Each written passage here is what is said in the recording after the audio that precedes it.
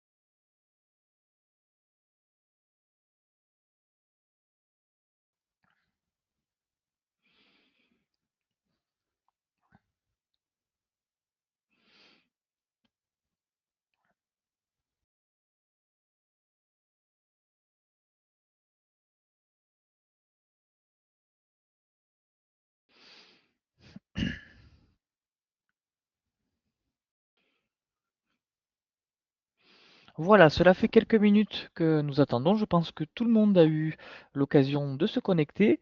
Donc, bienvenue à tous pour ce webinaire Via Trajectoire sanitaire à destination des unités prescriptrices. Je me présente en quelques mots. Je suis Pierre Cos, coordinateur territorial Via Trajectoire sur toute la région. Et je serai accompagné dans ce webinaire par ma collègue, Madame Valérie Dreux, qui se fera un plaisir de répondre à vos questions si jamais vous en avez durant le webinaire. Pour les poser, c'est assez simple. Vous avez un petit onglet qui est prévu à cet effet sur la plateforme GoToWebinar qui se prénomme questions. Et donc vous pouvez voilà, poser tous les questionnements que vous pourrez avoir. Et tant que nous sommes sur la partie un petit peu technique, j'en profite, juste à côté de ce petit onglet document, ce petit onglet questions, vous avez justement un onglet document qui est matérialisé par une feuille et un trombone, sur lequel vous pouvez trouver le support PDF de cette présentation. Donc je vous invite à le télécharger, comme ça vous pourrez le regarder ultérieurement si jamais vous avez besoin de vous rafraîchir la mémoire ou que vous avez des zones d'ombre à vérifier. Ce webinaire s'inscrit dans une démarche régionale de formation avec, comme vous pouvez le voir, d'autres présentations qui vous sont proposées. Donc nous allons retrouver un webinaire généraliste sur la gestion des comptes habilitations à destination des référents. On retrouve également 2 webinaires sur le module handicap, notamment module handicap ESMS et un nouveau qui concerne le DUA et notamment l'accompagnement des professionnels, donc qui est tout nouveau, il a été lancé cette année. On retrouve 2 webinaires sur le module grand âge, un module grand âge demandeur, un module grand âge receveur, et 2 modules sur le volet sanitaire, un volet receveur et celui qui nous intéresse aujourd'hui, le volet prescripteur. En ce qui concerne le déroulement de ce webinaire, donc nous verrons plusieurs parties distinctes. Dans un premier temps, nous verrons les comptes et habilitations avec notamment les bonnes pratiques d'utilisation qui sont associées. Nous enchaînerons sur le dossier via trajectoire sanitaire et notamment comment est-ce qu'on peut l'initialiser et le compléter.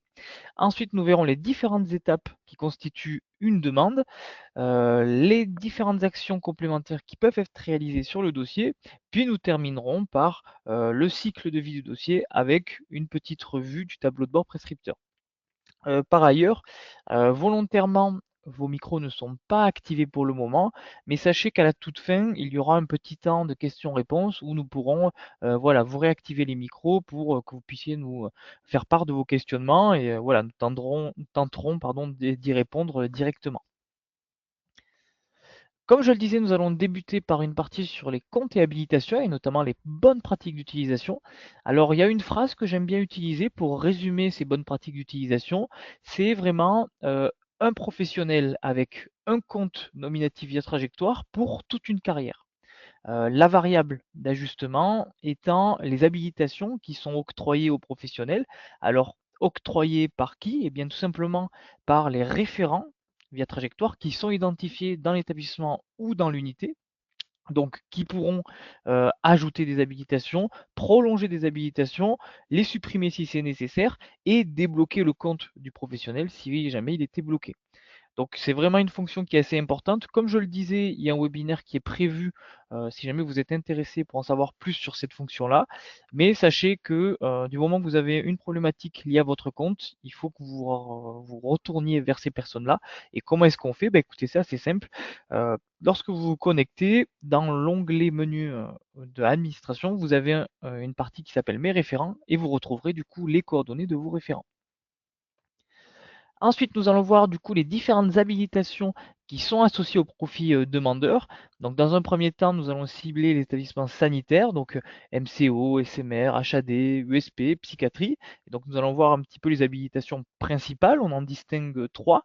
On va distinguer le prescripteur médical, donc c'est plutôt à destination des médecins et des internes qui vont pouvoir, comme vous pouvez le voir sur cette diapositive, créer un dossier sanitaire, écrire sur le dossier sanitaire et surtout valider le volet médical. Donc c'est un point assez important, on y reviendra un peu plus tard, mais sachez que le prescripteur médical est le seul qui peut valider le volet médical et le volet orientation aussi. Ensuite, nous avons l'habilitation qui se nomme équipe soignante, qui est plutôt destination des cadres et des infirmiers. Vous voyez, ce type d'habilitation permet de créer un dossier sanitaire, d'écrire également sur le dossier sanitaire, mais par contre, uniquement d'écrire sur le volet médical. Vous voyez, à la différence du prescripteur, il n'y a pas la validation qui est associée. Et pour terminer, nous avons une habilitation qui se nomme gestionnaire administratif et social, qui permet de créer un dossier sanitaire d'écrire sur le dossier sanitaire, mais vous voyez, il n'y a pas par défaut d'accès au volet médical, même en lecture. Alors ces éléments-là, dès lors qu'il y a une habilitation qui est donnée, vous voyez qu'il y a un certain nombre de coches qui sont soit cochées par défaut, soit décochées par défaut. Bien évidemment, si jamais vous avez un cas particulier, eu égard à une organisation ou à une unité, vous pouvez vous rapprocher de votre référent pour essayer de cocher ou décocher un élément. C'est vraiment au cas par cas, mais voilà, sachez que c'est une possibilité en fonction d'un cas précis. Toujours sur les habilitations de demandeurs, il y a un certain nombre d'habilitations qui sont existantes sur ce qu'on appelle les établissements médico-sociaux. Ça peut être les EHPAD, ça peut être les USLD. Et donc nous allons retrouver également trois profils principaux, notamment médecin coordonnateur, donc qui a à peu près finalement les mêmes habilitations que le prescripteur médical. Vous voyez, il peut créer un dossier sanitaire, écrire sur le dossier sanitaire et valider le volet médical.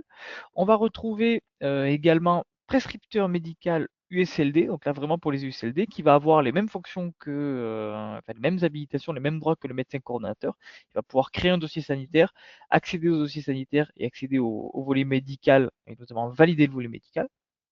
Et pour terminer, nous avons gestionnaire non médical USLD qui va pouvoir créer un dossier sanitaire, écrire sur le dossier sanitaire, mais par défaut, un petit peu comme le gestionnaire administratif et social, ne va pas pouvoir accéder au volet médical par défaut. Voilà pour ces éléments. Maintenant, nous allons voir un petit peu les informations personnelles qui sont associées au compte. Donc, comment accéder aux informations personnelles de votre compte? C'est assez simple. Vous vous rendez dans le menu administration, puis vous allez dans la partie mon compte.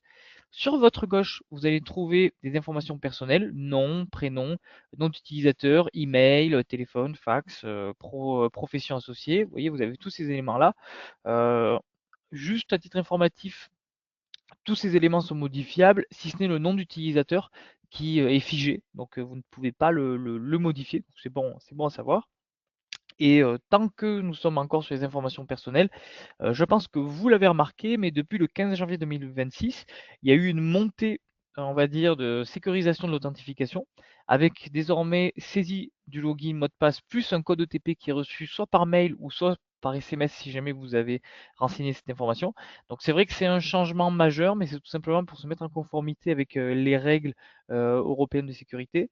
Et par ailleurs, autre point qui est nouveau depuis le 15 janvier, c'est les adresses mail qui sont associées au compte. Avant, il pouvait y avoir une seule et même adresse mail pour plusieurs comptes.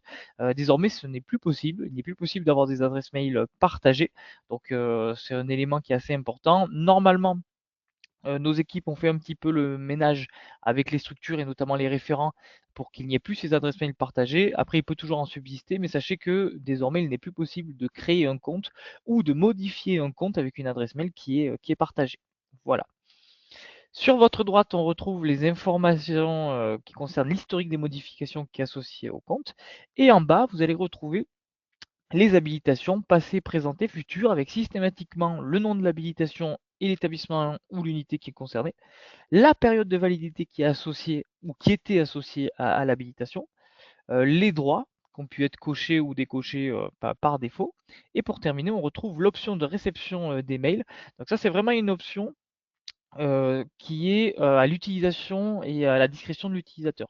C'est-à-dire qu'il y a des professionnels qui vont apprécier recevoir en temps réel les modifications des dossiers, les différentes étapes du dossier, donc qui aiment bien recevoir ça en temps réel sur leur adresse mail.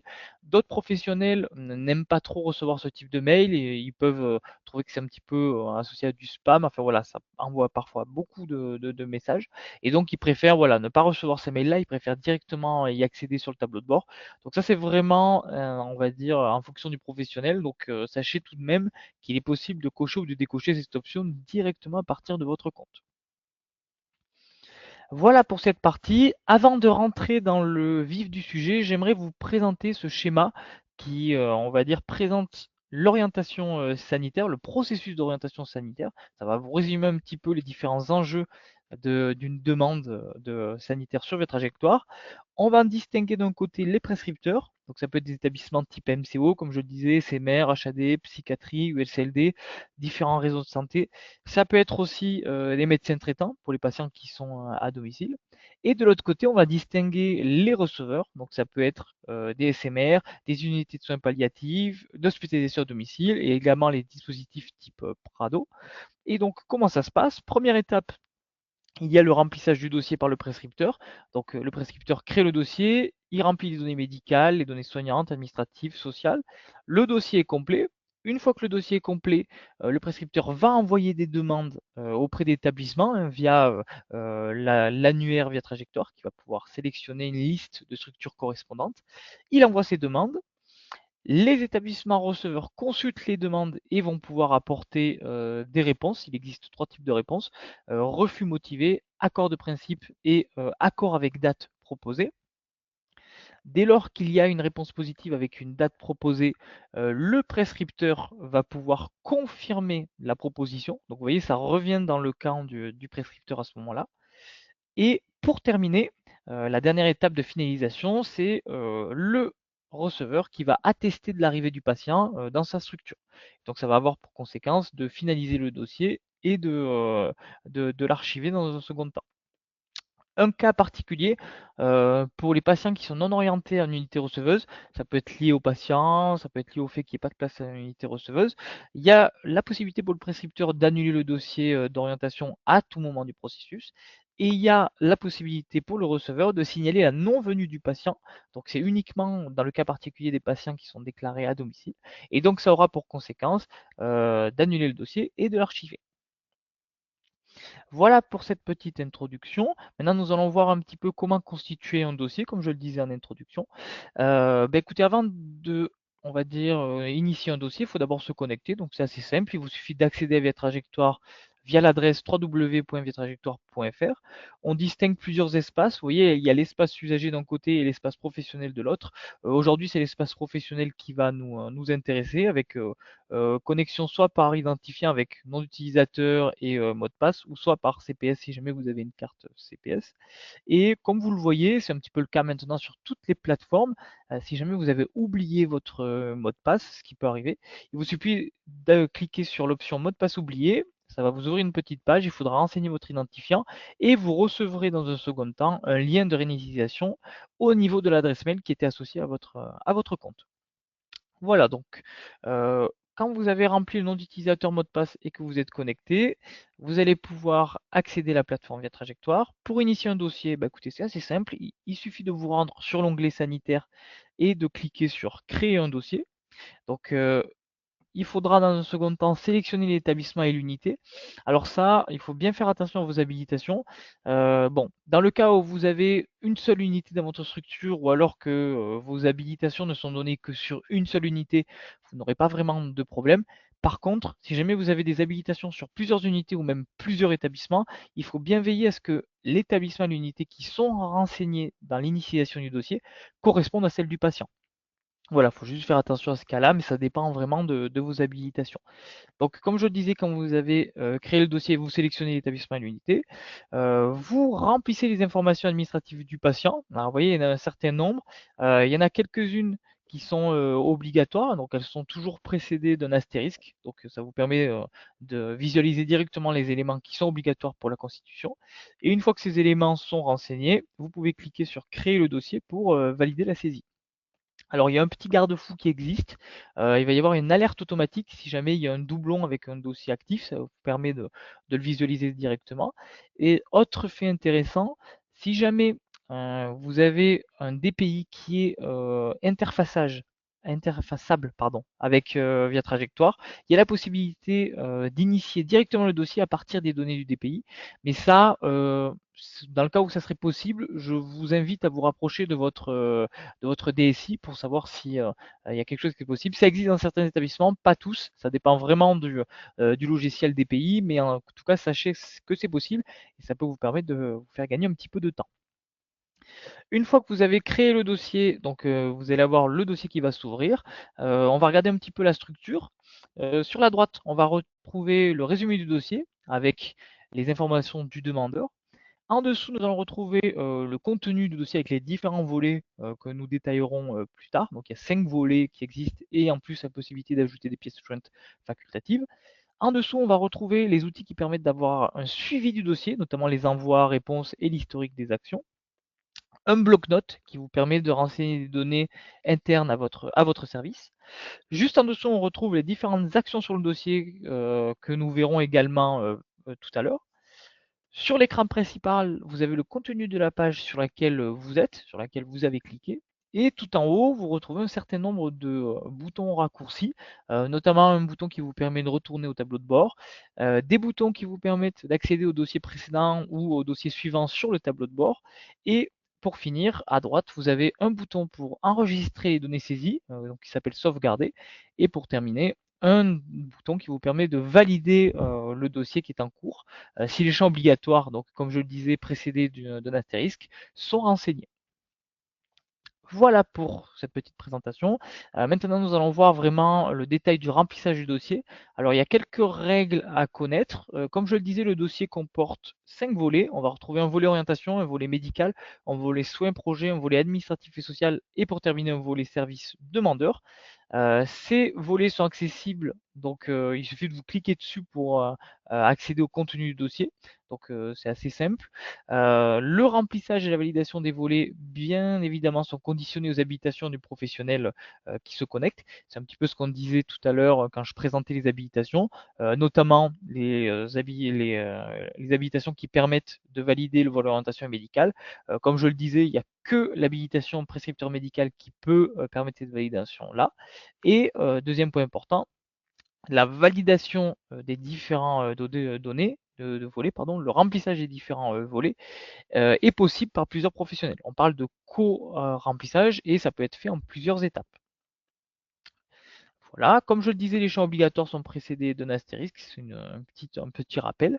Et pour ce qui est de l'ordre de remplissage des volets, alors il n'y a pas vraiment d'ordre, si ce n'est que le volet orientation doit être complété en premier, tout simplement parce qu'il va impacter directement le contenu des autres volets, médicaux, soins, projets, et donc il doit être enseigné en priorité. Par contre, les autres volets, médicaux, soins, projets, administratifs et social, demandeurs, sont vraiment indépendants et donc vous pouvez compléter celui que vous voulez en premier. Il suffit juste qu'il y ait le volet orientation qui ait été validé. L'envoi du dossier vers les unités d'aval est possible si les 5 volets sont validés, donc on le verra un petit peu plus tard. Il y a une exception, c'est pour les demandes qui sont considérées comme anticipées, qui peuvent être initialisées avant l'hospitalisation du patient. Et bien là, il n'y a que 3 volets qui sont à valider, orientation, administrative et sociale et service demandeur. Pour suivre l'avancement du remplissage des dossiers, il y a une certaine sémantique, on va dire colorée, qui est associée. Dans le contenu du dossier, vous allez retrouver le logo d'une batterie avec juste les contours rouges. Ça vous indique tout simplement que le dossier est initial, le volet est initial, il n'y a pas eu de, voilà, de validation, il n'y a pas eu de modification, ni de sauvegarde. Alors ce volet est gris pour les demandes anticipées, c'est la petite subtilité. En dessous, on retrouve la batterie. Vous voyez, il y a une petite charge rouge qui s'est ajoutée. Ça vous indique que le volet est en cours, c'est-à-dire qu'il y a eu une première sauvegarde. Comme pour le volet initial, ça apparaît en gris pour les demandes anticipées. Et lorsque vous avez un volet qui a été validé, donc par une personne qui a les droits, vous retrouvez donc une batterie verte avec un V de validation. Cet état d'avancement, vous le retrouvez également dans le tableau de bord avec, pareil, quelques petits logos qui vont vous indiquer soit que le volet est initial ou qu'il est en cours, vous voyez, ça apparaît en rouge, ou que le dossier est validé, ça apparaît en vert. Voilà, maintenant nous allons rentrer dans le détail des différents volets. Nous allons commencer par le volet orientation.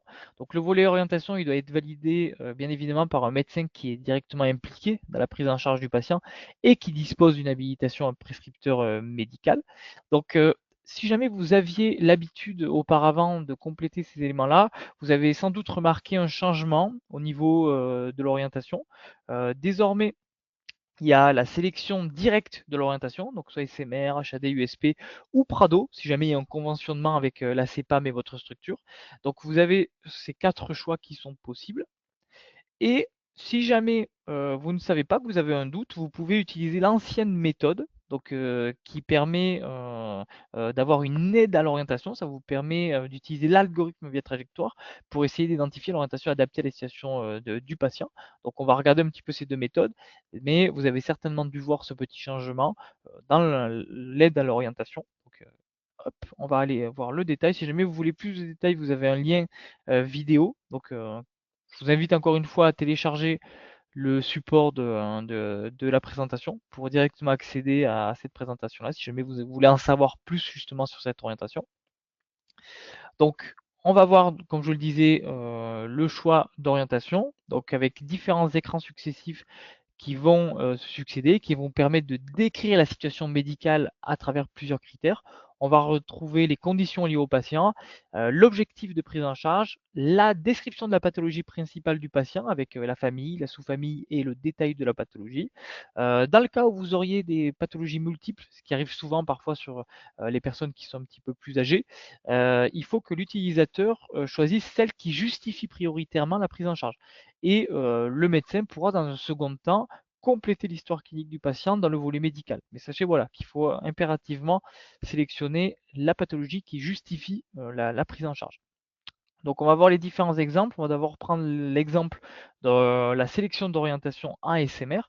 Donc dans le cas qui est choisi, vous voyez, on a un AVC récent avec déficit multiple. Nous allons retrouver, comme je le disais, les différents écrans successifs avec le public, le type d'utilisation, les conditions, les objectifs, la famille, la sous-famille et le détail de la pathologie. Donc dans notre cas, pour un AVC récent, on voit que l'orientation qui a été désignée, c'est hospitalisation complète en unité de réadaptation des affections du système nerveux. Et dès lors que l'orientation est conforme, il faudra que le prescripteur valide l'orientation proposée en appuyant sur valider et en certifiant qu'il a obtenu l'accord du patient. Dans le cas de l'orientation HAD, on va retrouver au début un questionnaire qui est issu tout simplement de la HAS pour vérifier l'éligibilité du patient à une HAD. Puis le prescripteur devra décrire la pathologie principale du patient avec, vous voyez, à chaque fois famille, sous-famille et le détail. Comme pour les orientations SMR, vous pourrez valider en cliquant sur le bouton valider et en certifiant avoir obtenu l'accord du patient. Pour les USP, c'est la même chose, si ce n'est qu'au début, on va avoir le choix de l'objectif de prise en charge, c'est-à-dire est-ce que c'est de la fin de vie, est-ce que c'est du répit, est-ce que c'est de l'évaluation ou est-ce que c'est traitement des symptômes. Puis, il sera nécessaire de préciser la phase palliative, c'est-à-dire en aggravation, terminale ou précoce. Et donc, comme pour les autres choix précédents, il faudra valider et certifier avoir obtenu l'accord du patient ou de son représentant légal. Pour le Prado, vous avez différents services disponibles qui vous sont proposés.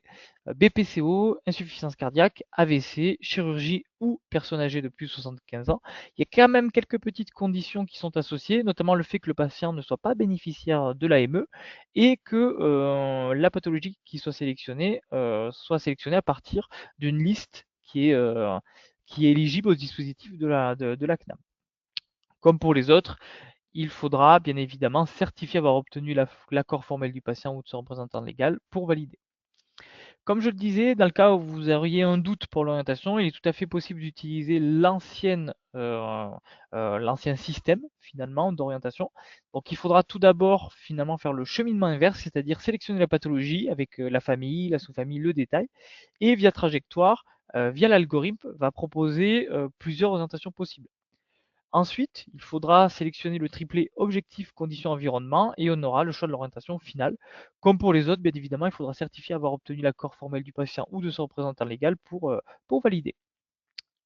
Justement, la validation de l'orientation, comme je le disais, elle est réservée au seul profit du prescripteur médical après avoir obtenu l'accord du patient qui est ou de son représentant légal le cas échéant. Ça va avoir plusieurs, on va dire, euh, conséquences. Ça va tout d'abord faire apparaître l'orientation dans le résumé du dossier. Avant, il n'y avait rien. Vous voyez, maintenant, il y a une orientation qui est associée. L'indicateur de l'état d'avancement du volet va passer au vert puisque vous l'avez validé. Et bien évidemment, vous aurez toujours la possibilité et le loisir de modifier le volet orientation en cliquant sur le bouton Modifier orientation. Ensuite, nous allons passer du coup au volet médical qui permet au prescripteur de renseigner les éléments médicaux qui sont indispensables pour évaluer la possibilité de prise en charge du patient par les établissements qui vont recevoir le patient. Donc, il va y avoir un certain nombre d'éléments qui sont obligatoires, hein, toujours, on va dire, à noter par un astérisque. On va retrouver les comorbidités ou complications, les ressources requises, les autres éléments médicaux, c'est-à-dire résumé d'hospitalisation, les antécédents, les traitements qui peuvent être associés, quelques fiches spécifiques pour certaines pathologies et on va avoir également des éléments qui sont spécifiques en fonction de l'orientation. C'est-à-dire que pour les orientations HAD, on va avoir l'objectif de prise en charge qui va devoir être complété et pour les orientations USP, on va avoir la pathologie principale en phase palliative à décrire et la description des symptômes remarquables pour les USP. Petit point, on va dire technique. Pour passer d'un volet à l'autre, vous voyez, c'est assez simple. Il vous suffit de cliquer sur le petit plus ou le petit moins. D'une manière générale, vous le constaterez, Via Trajectoire est quand même assez intuitif. Donc, il vous suffit de cliquer sur ces petits boutons. Et comme pour le volet orientation, c'est ce que je disais tout à l'heure, la validation n'est réservée qu'au profit prescripteur médical. Nous allons passer désormais au volet soins et projets. Donc, c'est une partie du dossier qui est accessible aux professionnels qui disposent d'un profil prescripteur médical ou équipe soignante et gestionnaire administratif et social. Ça va permettre de renseigner le niveau de dépendance du patient. Donc, il suffit de se positionner sur chaque item en sélectionnant soit rien à signaler ou alors apporter une précision. Ça va vous ouvrir différents champs qui sont à compléter. On va également avoir des éléments infirmiers, notamment le poids, la taille, le calcul de l'IMC, les demandes de prise en charge particulières, par exemple la chambre lit qui est médicalement nécessaire ou alors qui est demandée par le patient.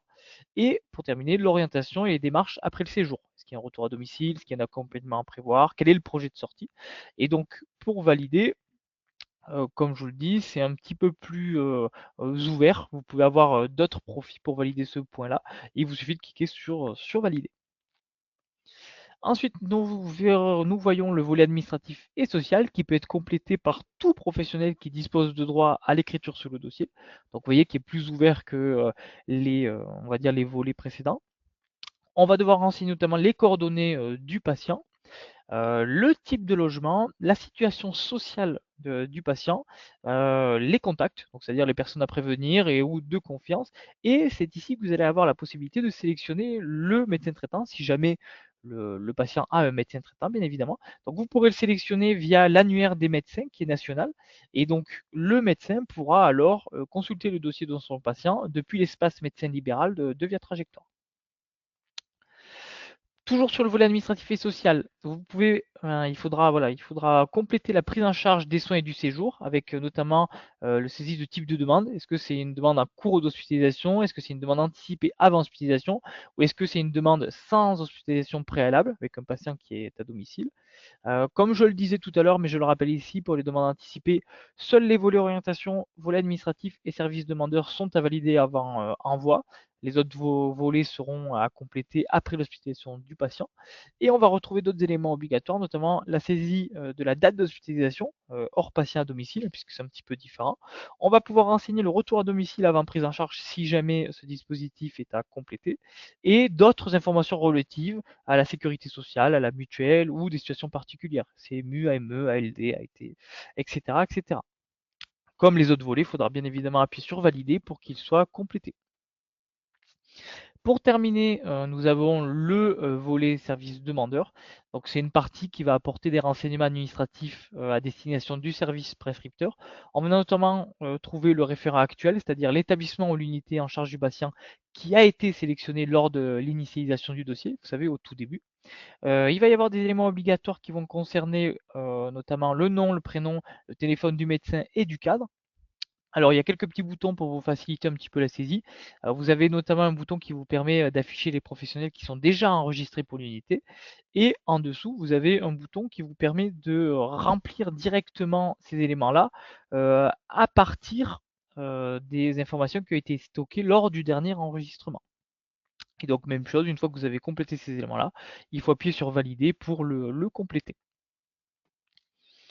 Une fois que les 5 volets pardon, du dossier sont validés, le dossier est prêt à l'envoi et donc nous allons voir ça juste après. Je termine un petit peu pour la contenu du dossier. Comme je le disais, vous avez la possibilité d'ajouter des pièces jointes. Donc c'est pour tout simplement compléter les informations saisies dans le dossier. Vous pouvez ajouter un compte rendu de consultation, d'intervention, de traitement. Il faut vraiment que ce soit des documents qui soient utiles à la prise en charge du service d'aval. Et donc vous pouvez directement l'ajouter si vous avez les habilitations nécessaires. Il faut absolument que ça soit une habilitation, on va dire, médicale, c'est-à-dire soit prescripteur médical ou soit équipe soignante. Si vous avez une habilitation gestionnaire administratif social, vous ne pourrez pas. Et donc il y a quelques petits prérequis. Il faut que la taille maximale n'excède pas 5 mots, que le nom du fichier ne fasse pas plus de 50 caractères. Mais voilà, vous avez la possibilité d'ajouter ces éléments pour finalement ajouter un petit peu d'exhaustivité au dossier.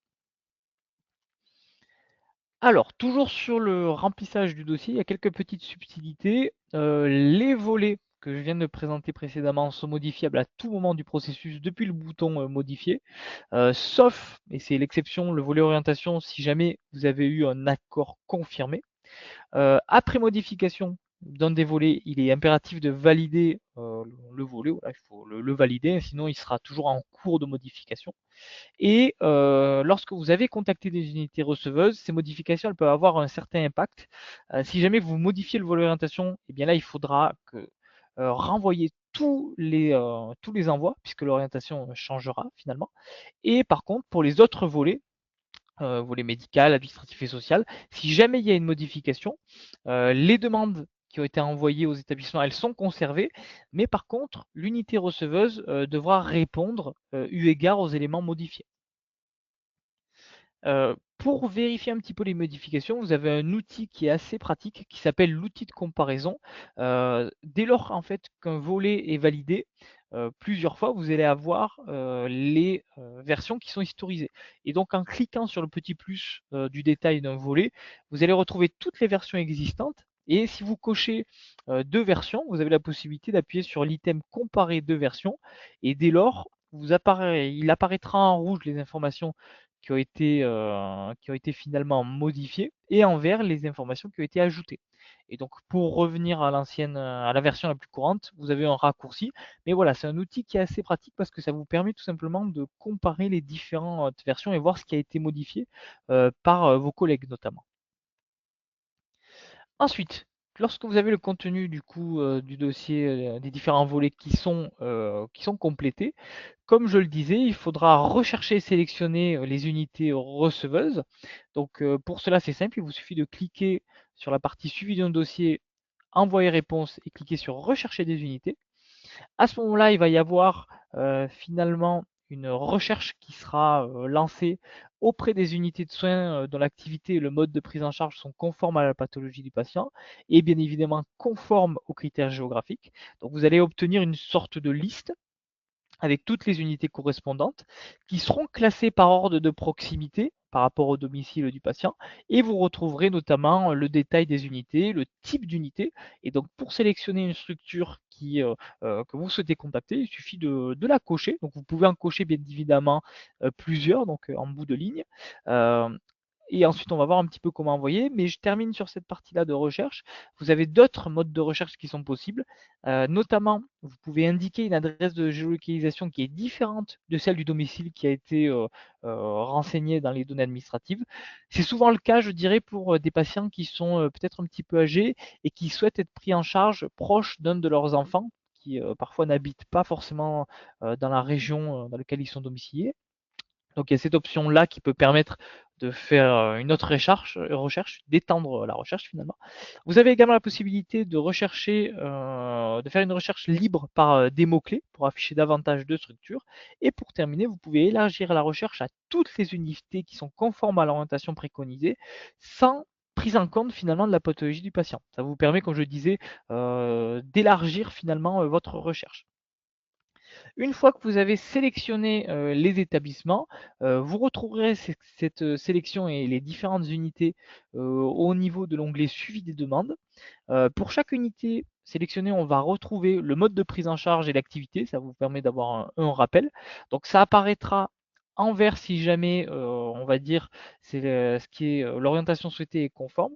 Et par contre, dans le cas où vous auriez des ressources, enfin, que l'établissement aurait des ressources manquantes ou non enseignées par rapport aux ressources théoriques qui sont préconisées, eh bien vous allez avoir une sorte de pavé orange qui va apparaître, comme c'est le cas ici, et qui vous détaillera finalement ce qui est manquant. Alors ça ne veut pas dire que la structure n'a pas les ressources, c'est juste que dans la description qu'elle a pu faire de l'établissement sur votre trajectoire, eh bien il manque ces éléments-là. Alors c'est vrai que nous avons beaucoup insisté et nous insistons beaucoup avec nos collègues du ROR, donc de la plateforme du ROR, pour que les structures soient le plus à jour possible, mais il est tout à fait possible qu'il y ait un manquement à ce niveau-là et que les ressources ne nous soient pas renseignées. Vous avez également le lien vers la fiche de l'unité pour avoir plus de détails. Et une fois que vous avez donc sélectionné ces établissements-là, ces unités-là, pour les envoyer, eh bien, écoutez, c'est assez simple. Il vous suffit de cliquer sur le bouton Envoyer la demande, puis renseigner la date d'admission souhaitée. Donc ça va avoir pour conséquence de faire passer la demande au statut demande envoyée, vous voyez, avec un petit sablier. Et après envoi, bien évidemment, la demande d'admission que vous avez renseignée, qui est souhaitée, est modifiable dans le résumé du dossier. Par contre, j'attire votre attention sur ce point-là, la modification de la date d'admission après obtention d'une réponse d'un receveur va avoir pour conséquence d'annuler toutes les réponses associées. Et donc, il faudra que les receveurs répondent à nouveau suite à la modification de la date. Ensuite, lorsque vous avez envoyé vos demandes auprès des établissements, comme je le disais dans l'introduction, l'étape d'après, c'est de consulter les réponses des unités. Pour finalement y accéder, c'est assez simple. Vous allez dans Suivi des demandes et on va retrouver du coup trois types de réponses possibles. On va retrouver demande acceptée avec une date d'admission proposée. On va retrouver un accord de principe avec une fourchette de dates qui sont proposées. Et pour terminer, une demande refusée qui devra être motivée. Donc il y a un certain nombre, une liste finalement de critères qui permettent de motiver cet élément-là. Et j'attire votre attention sur ça également. À cette étape-là, vous, donc le service prescripteur, ne peuvent confirmer seulement une acceptation avec date. L'accord de principe, vous ne pouvez pas finalement agir. Il faut que l'établissement se décide à ce niveau-là. Alors on verra un petit peu après, vous pourrez relancer le receveur si jamais il met un petit peu de temps à se mettre d'accord sur l'accord de principe. Mais en tout cas, on va dire, la seule réponse sur laquelle vous pouvez agir à ce moment-là, c'est l'acceptation, la demande acceptée. Et donc, sur les différentes demandes, vous avez également cette possibilité-là d'accéder à l'historique des échanges. Ça vous permet parfois voilà, de savoir ce qui a pu être fait avant. Il vous suffit de cliquer sur l'historique des échanges. Comme ça, vous avez les différents éléments qui ont pu être échangés avec les unités contactées. comme je le disais, l'étape d'après, c'est pour vous de confirmer l'accord avec l'unité receveuse. Alors après, avant de procéder à la confirmation, bien évidemment, l'accord du patient devrait avoir été recueilli pour pouvoir procéder à cette étape-là.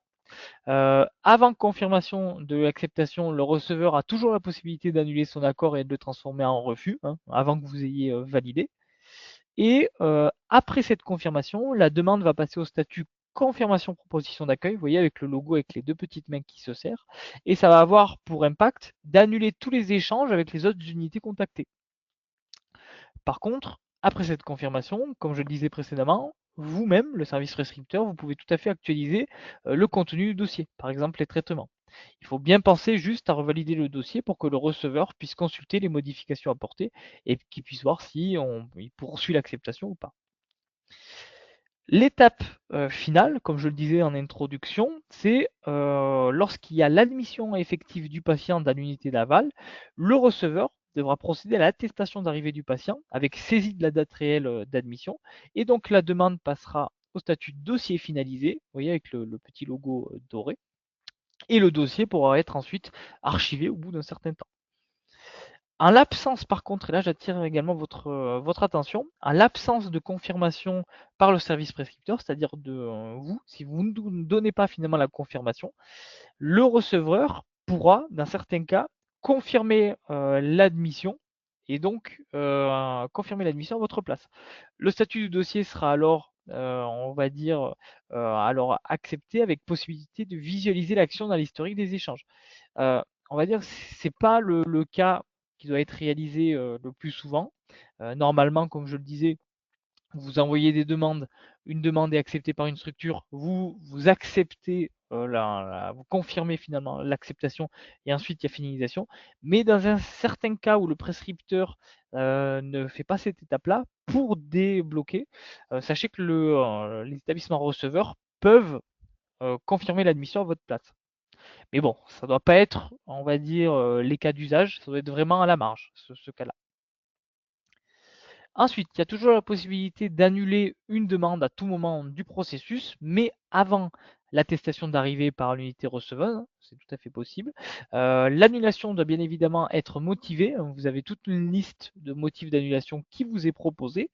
Et après annulation, la demande annulée va rester quand même dans le suivi des demandes si jamais vous devez la renvoyer. Elle sera toujours disponible si c'est le cas. Par contre, j'attire votre attention également sur ce point-là. Annuler une demande est différent d'annuler un dossier. Parce que si jamais vous annulez le dossier, vous avez toutes les demandes qui sont associées qui seront annulées conséquemment. Ensuite, nous allons voir, comme je le disais en introduction, les actions complémentaires qu'il est possible d'apporter sur le dossier. Donc nous allons détailler notamment le transfert de patients, la possibilité de créer un dossier grand âge à partir du dossier sanitaire, la réalisation de demandes d'anticiper, la partie retour à domicile avant SMR, la possibilité de transférer la responsabilité du dossier au médecin traitant, la possibilité d'annuler un dossier, la possibilité de finalement visualiser la messagerie qui est laissée à disposition entre l'unité prescriptrice et l'unité d'aval. Et pour terminer, mais on ne va pas le détailler ici parce que tout simplement il n'est pas applicable encore dans notre région, c'est la partie expertise qui permet pour un dossier, je dirais pour lequel l'orientation est complexe, d'avoir l'avis d'un médecin déclaré expert sur la trajectoire. Donc ce point-là, on ne va pas le détailler parce que comme je le disais, il n'est pas applicable encore à ce jour dans la région, mais sachez que c'est une possibilité qui existe dans d'autres régions. Alors, comme je le disais, vous avez la possibilité de transmettre la responsabilité du dossier sanitaire à une autre unité prescriptrice. J'entends par là unité MCO, par exemple, vers unité MCO, dans lequel le patient que vous suivez serait transféré avant son admission au sein d'une structure receveuse. Et donc à ce moment-là, ça va avoir pour conséquence, par contre, de faire disparaître le dossier de votre tableau de bord vers le nouveau tableau de bord. Donc ce qui est logique puisque vous n'avez plus finalement la responsabilité. Par contre, il est tout à fait impossible de transférer un dossier à une unité receveuse de type SMR HAD, puisque pour ce cas-là, il faut que ça suive le processus classique d'orientation, et donc avec tout ce qu'on a pu voir avant, la sélection, l'envoi, la confirmation et la finalisation. Ensuite, comme je le disais, vous avez la possibilité d'initier une demande d'admission en établissement d'hébergement, donc EHPAD, PA, ou en unité de soins de longue durée, à partir directement des informations qui ont été renseignées dans le dossier sanitaire. Donc, de manière automatique, plusieurs éléments seront pré-remplis, notamment le nom, l'unité de l'établissement prescripteur ainsi que l'identité du demandeur. Vous aurez également tout ce qui va concerner les informations administratives, la résidence, son lieu de résidence, les coordonnées. Et vous avez la possibilité, et c'est assez intéressant, d'importer directement les données médicales et d'autonomie du dossier sanitaire vers le dossier grand âge. Donc ça peut permettre de faire gagner un petit peu de temps et ça vous permet d'avoir à disposition un dossier grand âge qui est finalement presque clé en main. Ensuite, comme je le disais, vous avez la possibilité de signaler la date du retour à domicile ou de maintien dans le lieu de vie en attendant la prise en charge en unité d'aval. On appelle ça retour à domicile avant SMR. Les demandes seront transférées automatiquement du coup de l'onglet demande en cours de votre tableau de bord vers l'onglet RAD avant SMR. Et ces demandes pourront faire l'objet dans un second temps d'une confirmation d'admission par l'unité receveuse. Donc le dossier apparaîtra alors avec un statut confirmé, comme c'est le cas normalement, mais la subtilité, c'est qu'il y aura une petite mention qui indiquera que c'est l'unité receveuse et non prescriptrice qui a confirmé la proposition d'accueil. Toujours dans la même thématique, vous avez la possibilité, comme je le disais, de transférer la gestion du dossier au médecin traitant du patient lorsque le patient va rentrer à domicile, donc avant son admission dans le service ou l'unité d'accueil. Il y a quand même quelques petites conditions d'application au transfert. Il faut que la date de retour à domicile elle ait été renseignée, que le médecin traitant il ait été désigné, comme on a pu le voir tout à l'heure via l'annuaire national, et il faut que le médecin traitant, sur son espace de médecin libéral, ait accepté la gestion du dossier. Donc, ce sont les trois conditions pour le faire. Suite à cette acceptation du dossier par le médecin traitant, et si jamais il y a eu toutes les conditions qui sont applicables, eh bien le dossier il disparaîtra de votre tableau de bord, ce qui est plutôt normal puisque vous n'aurez plus finalement la responsabilité. Ensuite, vous avez la possibilité d'initialiser une demande d'admission avant hospitalisation du patient à MCO. Par exemple, ça peut être pour de la chirurgie programmée ou alors sans hospitalisation préalable, hein. Ça peut être un service de consultation pour patients en provenance du domicile. Et donc, vous pouvez l'adresser à une unité receveuse ou seul, comme je le disais tout à l'heure, les volets orientation service demandeur doivent être à minima validés. Donc ces demandes anticipées, elles seront dirigées sur l'onglet spécifique du tableau de bord qui se nomme Anticipé du service prescripteur. Et par contre, la veille de l'hospitalisation du patient, la demande va basculer automatiquement dans l'onglet Demande en cours. Et par contre, le dossier devra être totalement complété avant possibilité de confirmation de l'admission d'un unité receveuse. C'est quand même un point qu'il faut garder à l'esprit, c'est que tous les autres volets doivent être à un moment donné complétés. Comme je le disais, vous avez également la possibilité d'utiliser la messagerie, ça vous permet de dialoguer avec l'unité receveuse. Alors c'est une option qui apparaît uniquement après confirmation d'admission du patient. Vous voyez le dossier avec le statut où il y a les deux petites mains qui se serrent. Et donc ça vous permet donc de dialoguer, comme je le disais, avec différents symboles. Vous avez en P orange les messages qui viennent du service prescripteur, R vert les messages de l'unité receveuse, et vous avez un petit raccourci, c'est-à-dire à l'arrivée de nouveaux messages, vous pouvez le voir directement dans la dernière colonne du tableau de bord avec, vous voyez, une petite enveloppe blanche si le message est lu et une petite enveloppe rouge si jamais le message n'a pas été lu. Ça vous permet voilà, de finaliser finalement l'arrivée du patient avec, par exemple, pour échanger, comme vous pouvez le voir sur l'exemple, sur les horaires d'arrivée possibles ou autres. Ça vous permet vraiment de dialoguer sur certains détails. Ensuite, nous poursuivons toujours sur les actions qui sont possibles sur le dossier, notamment la possibilité d'annuler le dossier ou de le réactiver. Donc, comme je le disais, vous pouvez annuler un dossier à tout moment du processus. Il faudra juste que l'annulation soit motivée et ça a pour conséquence d'annuler tous les envois vers les unités receveuses. Donc, le dossier annulé, lorsqu'il est annulé, n'est plus consultable par les unités d'accueil. Et ce dossier annulé va basculer donc, de l'onglet demande en cours vers l'onglet annulé. Néanmoins, si jamais il y a eu une erreur, s'il y a eu un mésusage de l'outil ou pour toute autre raison, il y a la possibilité de réactiver ce dossier dans les 15 jours et de conserver, et ça c'est assez intéressant, tous les éléments du dossier avec les historiques des échanges des unités d'aval et toutes les informations qui étaient associées. Vous avez également la possibilité de créer un nouveau dossier. Lorsque vous avez un dossier qui est au statut annulé ou qu'il est, on va dire, finalisé, archivé, vous pouvez créer un nouveau dossier à partir des éléments des données administratives. C'est un petit peu la différence, c'est-à-dire que quand vous réactivez un dossier annulé, vous récupérez toutes les informations. Par contre, quand vous créez un nouveau dossier à partir d'un dossier annulé ou qui a été finalisé, archivé, à ce moment-là, vous récupérez que l'administratif et il faudra compléter tous les autres éléments du dossier, tous les autres volets, et il faudra valider avant envoi vers les unités receveuses. Donc forcément, ça prend un petit peu plus de temps. Désormais, nous allons voir les différents cycles d'une demande et notamment les relances qui sont associées à ce cycle. Il y a un certain type de relance pour maintien en gestion du dossier. Il y en a certaines qui sont manuelles et automatiques. On va voir les manuels. Comme je le disais un petit peu tout à l'heure, le prescripteur, lorsque vous avez un dossier qui a un accord de principe, donc que vous attendez que l'établissement receveur revienne vers vous, eh bien, si jamais cela fait plus de 72 heures que vous n'avez pas eu de réponse, et bien vous pouvez demander au receveur de transformer l'accord de principe, soit en accord avec date proposée, ou soit en refus. Donc c'est un bouton qui apparaît, comme je le disais, au bout de 72 heures.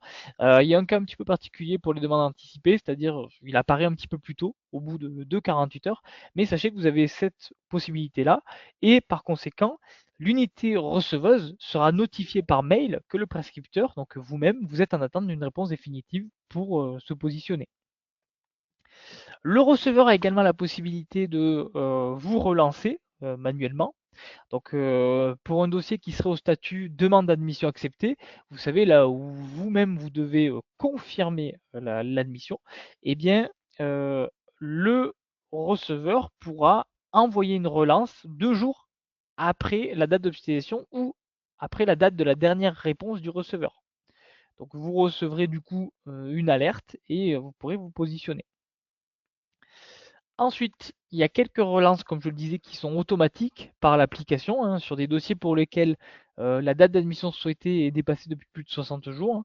C'est on va dire, en absence de date souhaitée, par contre, c'est si jamais il y a une relance qui est 2 mois après la dernière date de modification du dossier. Donc c'est une action qui est automatique. Ça vous permet de demander au service prescripteur de mettre à jour le dossier, tout statut hors statut confirmé, bien évidemment. Et ce qui va se passer au niveau du dossier, c'est que toute action réalisée sur le dossier par le prescripteur va retirer l'état de relance. Donc ça, c'est un petit peu bon à savoir si vous avez des dossiers qui sont en attente. Par contre, et j'attire votre attention, en absence d'action sur le dossier, sur un dossier qui est relancé, celui-ci sera annulé automatiquement après 60 jours après la relance, puis archivé 15 jours après. Donc là, à ce moment-là, vous perdrez les informations qui sont associées au dossier, aux différents volets, orientation, médicale, etc. Les dossiers relancés, comment est-ce qu'ils apparaissent sur votre tableau de bord? Bah, écoutez, vous voyez, ils ont ce petit logo avec les flèches rouges qui forment un rond. Ça vous permet, voilà, de savoir un petit peu les dossiers qui sont relancés visuellement.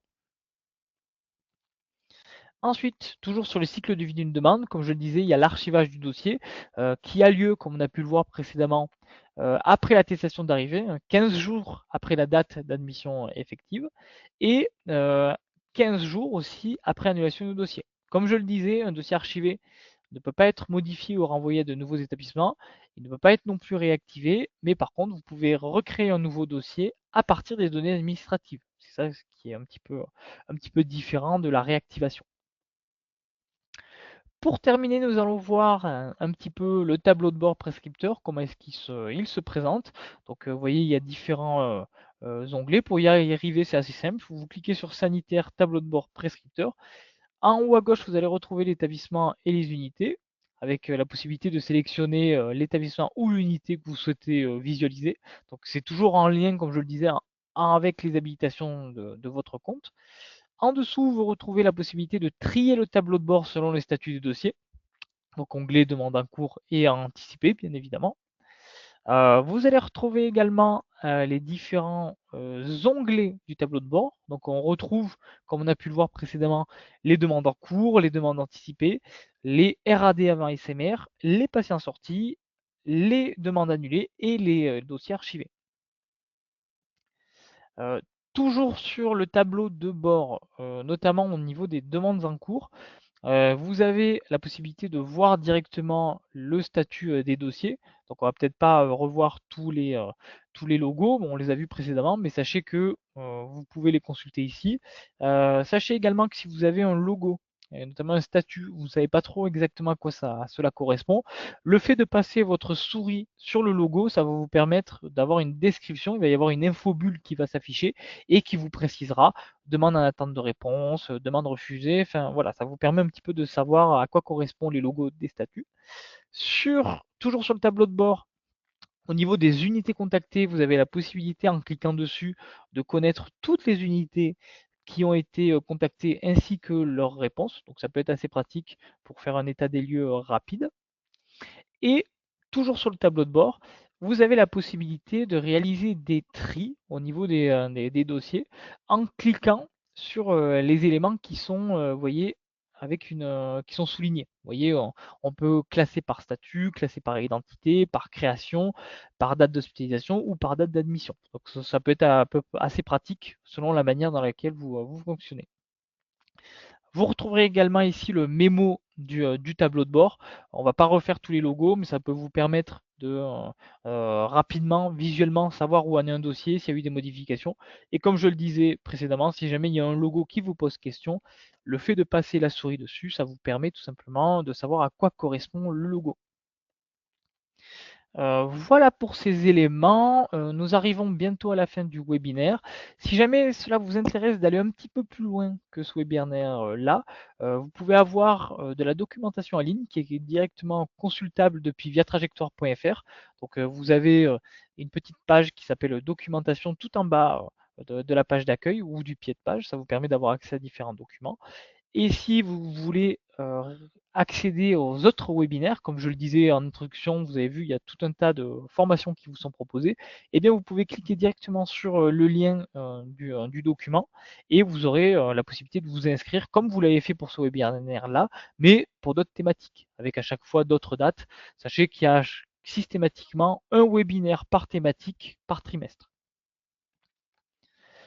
Si jamais vous avez des questions à l'issue de ce webinaire, hein, voilà, des questions qui pourraient arriver ultérieurement, vous pouvez contacter directement l'équipe via Trajectoire.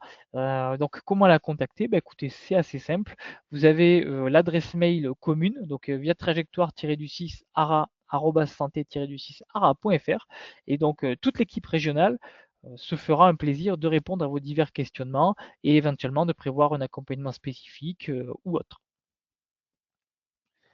Je vous laisse également en consultation, vous pourrez le regarder prochainement, différents cas particuliers donc, qui sont en annexe, notamment accompagnement Prado, les admissions directes avec entente préalable et également les mises sous accord préalable. Donc si jamais cela vous intéresse, vous avez des annexes descriptives qui vous permettent d'en savoir un petit peu plus. Donc je vous invite à les consulter si cela vous intéresse. Hop, je vais arrêter du coup le partage du webinaire. Hop, on va voir un petit peu s'il y a eu des questionnements ou pas. Alors, j'ai l'impression qu'il n'y a pas eu de questions. Je confirme, Pierre, il n'y a pas eu de questions au cours de la session. Voilà, il n'y a pas eu de questions. Donc, écoutez, finalement, tant mieux si c'était assez clair. Si jamais vous souhaitez poser des questions de manière orale, je vous invite à lever la main pour qu'on puisse vous activer vos micros, si jamais cela vous intéresse. Et si jamais il n'y a pas de questions, eh bien écoutez, on pourra clôturer ce webinaire et puis de toute manière, comme je vous le disais, il est tout à fait possible après le webinaire que vous puissiez revenir vers nous par l'adresse mail que je vous ai affichée. Si jamais voilà, vous avez besoin de précision, si vous avez des problématiques, n'hésitez surtout pas à revenir avec nous, on vous accompagnera avec grand plaisir. Eh bien écoutez, je crois il n'y a véritablement pas de questions. Ben, écoutez, je vous remercie en tout cas d'avoir été présent aujourd'hui. J'espère que ça a été assez clair et assez concis. Et puis, eh bien, je vous souhaite une bonne journée. Merci beaucoup. Au revoir. Au revoir. Au revoir.